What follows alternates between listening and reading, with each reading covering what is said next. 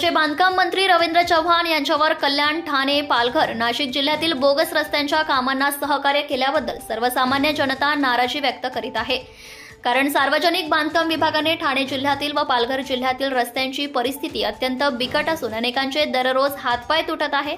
आपण पाहतोय विक्रमगड ते पालघरकडे जाणारा रस्ता, विक्रमगड ते ठाण्याकडे जाणारा रस्ता, कल्याण, नाशिक, विक्रमगड, पालघरकडे जाणारे रस्ते आज अत्यंत बिकट परिस्थितीत झाल्यामुळे वाहनधारक तसेच शेतकरी, सर्वसामान्य जनता त्रस्त असून शांत असल्या कारणास्तव कार्यकारी अभियंत्यांची टक्केवारी मोठ्या प्रमाणात वाढली आहे।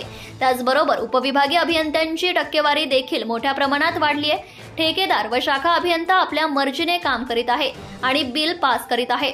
अनेकांचे जीव यामध्ये जात असून वाहनांचे देखील मोठ्या प्रमाणात नुकसान होत आहे।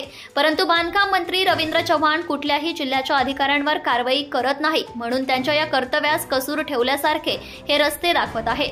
म्हणून आता तरी उघडा डोळे बघा, नीट रस्ते झाले खड्ड्याने पीठ। अनेक रस्त्यांची परिस्थिती नादुरुस्त झालेल्या अवस्थेत असून देखील त्यावर बांधकाम मंत्री मात्र एकही शब्द बोलत नाही, कुठेही कोणावर कारवाई करत नाही, म्हणून आज ही परिस्थिती निर्माण झाली आहे।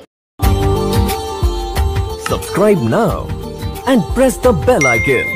Never miss an update.